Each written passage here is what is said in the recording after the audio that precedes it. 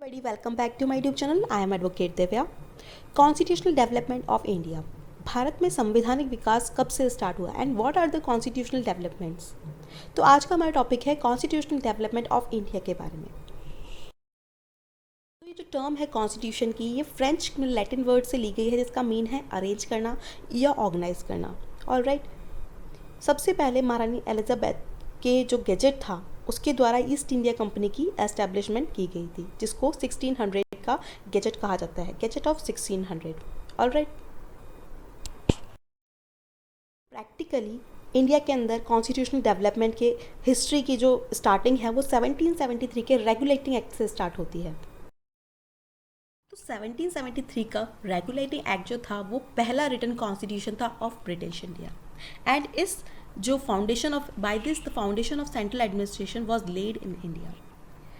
जो इंडिया के अंदर इसके द्वारा सेंट्रल एडमिनिस्ट्रेशन की नींव रखी गई, और इसके जो प्रोविजन थे वो थे under this the governor of Bengal was given the designation of governor general. इसके अंदर जो बंगाल के गवर्नर थे उनको डेजिग्नेशन दी गई गवर्नर जनरल की। And in 1774 the supreme court as the apex court in Calcutta was established by Fort William.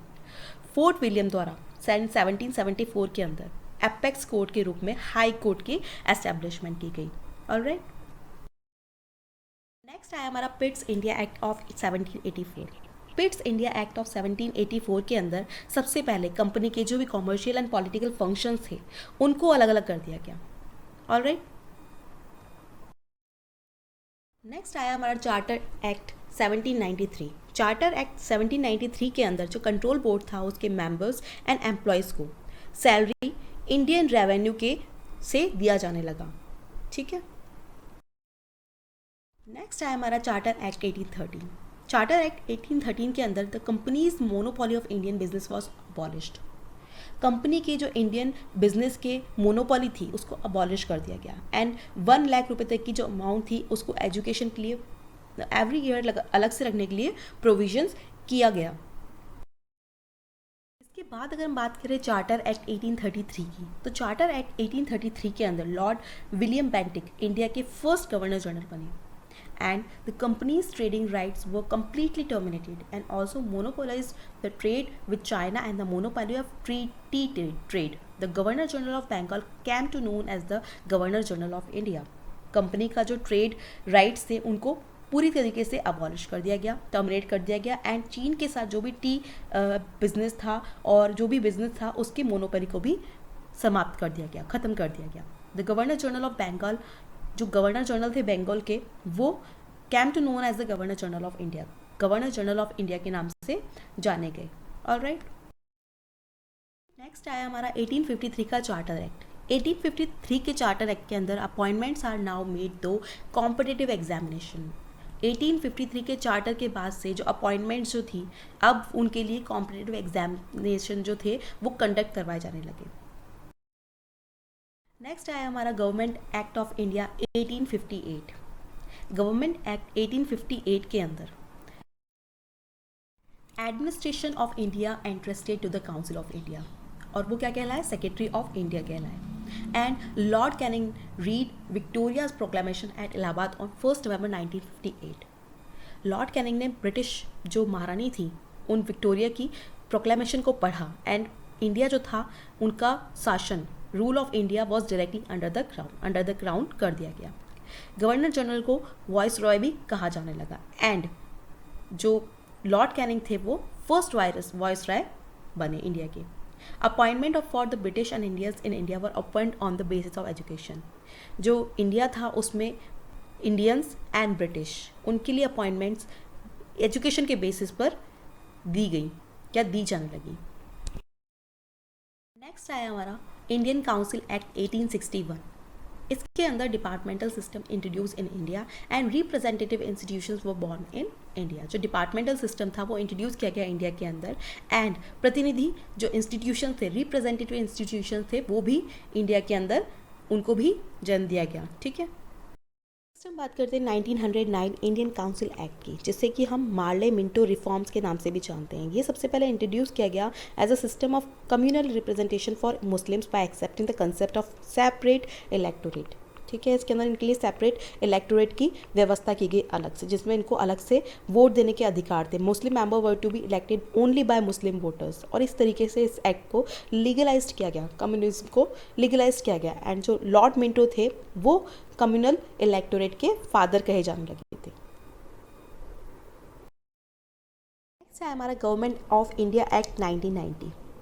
Government of India act 1990 Montagu Chelmsford के रिफॉर्म्स के नाम से भी जाना जाता है, जो कि फोर्स में आया 1921 के अंदर। And it was instituted in the British Indian polity to introduce the directory rules of two. Directory rules of two को इसने इंट्रोड्यूस किया, जिसका मीन था executive councillor and popular minister. सबसे पहले ली कमीशन की सिफारिश पर सिविल सर्विसेज की भर्ती के लिए सेंट्रल पब्लिक सर्विस आयोग का गठन किया गया। And first time union budget को सेपरेट किया गया स्टेट बजट के साथ में। एंड सेंट्रल प्रोविंशियल पावर्स को डिवाइड किया गया टू के अंदर, transfer subject and reserve subject. उसके बाद जो चैम्बर्स ऑफ प्रिंसेस थी, चैम्बर्स ऑफ प्रिंसेस 8 फरवरी 1921 को दिल्ली के अंदर इसकी एस्टैब्लिशमेंट की गई। नेक्स्ट आया हमारा government act of India 1935। Government of India act 1935 सबसे important and final constitutional document था ब्रिटिश इंडिया का। एंड इसके अंदर ऑल इंडिया यूनियन की स्थापना की गई, एस्टेब्लिशमेंट की गई। 1935 के एक्ट के साथ में जो अटैच अपेंडिक्स थे उसके अंदर लिस्ट थी jurisdiction of federal and provincial administrators की। एंड सेंट्रल लिस्ट के अंदर 59 टॉपिक्स थे। Union public service commission recommend किया गया इसके अंदर first time. And the federal court was establish in Delhi on 1 अक्टूबर 1937। और ये सुप्रीम कोर्ट नहीं था, इसके डिसीजंस के अगेंस्ट अपील की जा सकती थी प्रीवी काउंसिल के अंदर। Act contain 451 articles and 15 schedules. And Burma India से सेपरेट किया गया। ऑलराइट। 1942 में क्रिप्स मिशन ने इंडिया के लिए सबसे पहले कॉन्स्टिट्यूशनल कमेटी का अपना प्रपोजल रखा। कॉन्स्टिट्यूशन से रिलेटेड एक वीडियो में ऑलरेडी मैं क्रिप्स मिशन के बारे में डिस्क्राइब कर चुकी हूँ, आप डिस्क्रिप्शन बॉक्स में जाकर इसके लिंक पर जा सकते हैं।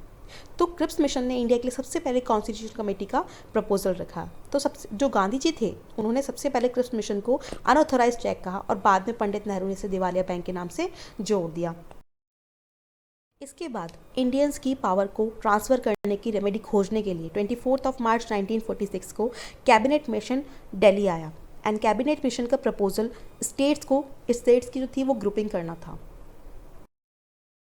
इंडियन इंडिपेंडेंस एक्ट 1947, ये जो बिल था ब्रिटिश कॉमन असेंबली में 4 जुलाई 1947 को ये प्रेजेंट किया गया। एंड 18 जुलाई 1947 को ब्रिटिश एम्परर की एक्सेप्टेंस मिलने के बाद ये इंडियन इंडिपेंडेंस एक्ट 1947 बना। 1947 एक्ट जो था उसको ब्रिटिश पार्लियामेंट ने सबसे कम टाइम के अंदर पास किया। 14 अगस्त 1947 को पाकिस्तान का बॉर्न हुआ। एंड 15 अगस्त 1947 को भारत आज़ाद हुआ। Thanks for watching everyone. Please like, share and subscribe my channel.